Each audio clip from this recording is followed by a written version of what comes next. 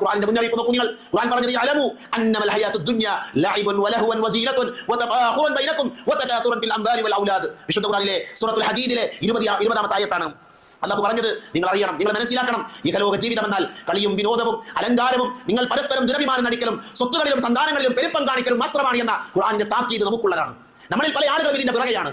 നമ്മൾ അഹങ്കരിക്കുന്ന ആളുകളാണ്, നമ്മൾ അലങ്കാരങ്ങളുടെ പിറകെയാണ്, നമ്മൾ ദുരഭിമാനത്തിന്റെ പിറകെയാണ്, മക്കളിൽ അതേപോലെ തന്നെ സമ്പത്തിൽ തറവാടിത്തത്തിന്റെ പേരിൽ ദുനിയാവിലെ സുഖങ്ങളുടെ സൗകര്യങ്ങളുടെ പിറകെയാണ് നമ്മളിൽ മഹാഭൂരിപക്ഷം ആളുകളും. അല്ലാഹു നമ്മളെ കാത്തിരക്ഷിക്കുമാറാകട്ടെ. ഒരൊറ്റ സൂറത്ത് നമ്മൾ ഒരുപാട് തവണ ഓതിയ ഒരൊറ്റ സൂറത്ത് നമ്മൾ പഠിച്ചിരുന്നുവെങ്കിൽ, അർത്ഥസഹിതം പഠിച്ചിരുന്നുവെങ്കിൽ ദുനിയാവിന് നമ്മൾ വലിയ പ്രാധാന്യം കൊടുക്കുകയില്ല. അല്ലാഹു പറഞ്ഞു അൽഹാകുമുത് തകാതുർ, നിങ്ങളുടെ ഈ പെരുമ നടിക്കലുണ്ടല്ലോ, ഈ അഹങ്കാരം കാണിക്കലുണ്ടല്ലോ, അതൊക്കെ അവസാനിക്കുമെന്നാണ്, അതൊക്കെ തീരുമെന്നാണ്. ഏതുവരെ? ഹത്താ സുർത്തുമുൽ മഖാബിർ, നിങ്ങൾ ഖബർസ്ഥാൻ സന്ദർശിക്കുന്നത് വരെ, ഖബറുകളിലേക്ക് എത്തുന്നത് വരെ മാത്രമായിരിക്കും നിങ്ങളുടെ സമ്പത്ത്, നിങ്ങളുടെ തറവാട്, നിങ്ങളുടെ പേര്, നിങ്ങളുടെ മക്കൾ, നിങ്ങളുടെ ഭാര്യ, നിങ്ങളുടെ ഭർത്താവ്, ഇതൊന്നും ഉണ്ടാവില്ല. അവിടുന്ന് നമ്മുടെ മരണ വാർത്ത കേട്ടാൽ അവരൊക്കെ കബറിൽ വെക്കാൻ മത്സരിക്കും.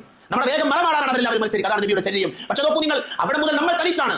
കബറിലെ ജീവിതം മുതൽ നമ്മൾ ഓരോരുത്തരും തനിച്ചാണ്. അതുകൊണ്ട് തന്നെ നമ്മൾ കണ്ണു ചിമ്മുന്ന ഒരു ദിവസമുണ്ട്, നമ്മുടെ വെള്ളത്തുണി കൊണ്ട് പുതക്കുന്ന ഒരു ദിവസം നമുക്ക് വരാനുണ്ട്. ആർക്കത് മാറിക്കാൻ പറ്റുക അല്ലെ? നമ്മുടെ മുഖം മറ്റുള്ളവരുടെ മുമ്പിൽ നമ്മുടെ വേണ്ടപ്പെട്ട ആരോ തുറന്നു കൊടുക്കുന്ന ഒരു ദിവസം നമ്മുടെയൊക്കെ ജീവിതത്തിൽ വരാനുണ്ട്. നമ്മളിൽ പല ആളുകളും മരണ വീട്ടുകളിൽ പോയി അവരുടെ മുഖങ്ങൾ കണ്ട ആളുകളാണ്. ഇസ്ലാമിൽ മരണപ്പെട്ട വ്യക്തിയുടെ മുഖം കാണുന്നതിന് പ്രത്യേക കൂല്യമില്ല. അതിനർത്ഥം അത് ഹറാമാണ്, തെറ്റാണെന്നല്ല. പക്ഷേ നാട്ടിൽ നടക്കുന്ന ഒരു സമ്പ്രദായമാണ്. ഒരു അവസാനത്തെ കാണാൻ വേണ്ടി ആളുകളൊക്കെ ക്യൂ നിൽക്കാറുണ്ട്, കാത്തു നിൽക്കാറുണ്ട്, തിക്കും തിരക്കും കൂട്ടാറുണ്ട്. നമ്മുടെ വീടിന്റെ മുമ്പിൽ ആൾക്കൂട്ടം വരുന്ന, നമ്മൾ മരിച്ചു എന്ന മെസ്സേജുകൾ വാട്സ്ആപ്പ് ഗ്രൂപ്പുകളിലൂടെ പ്രചരിക്കപ്പെടുന്ന, ഫേസ്ബുക്കിലും അതേപോലെ തന്നെ ട്വിറ്ററിലും ഒക്കെ സ്റ്റാറ്റസ് ആയിക്കൊണ്ട് വരുന്ന ഒരു ദിവസം നമ്മുടെയൊക്കെ ജീവിതത്തിൽ വരാനുണ്ട് പ്രിയപ്പെട്ടവരെ.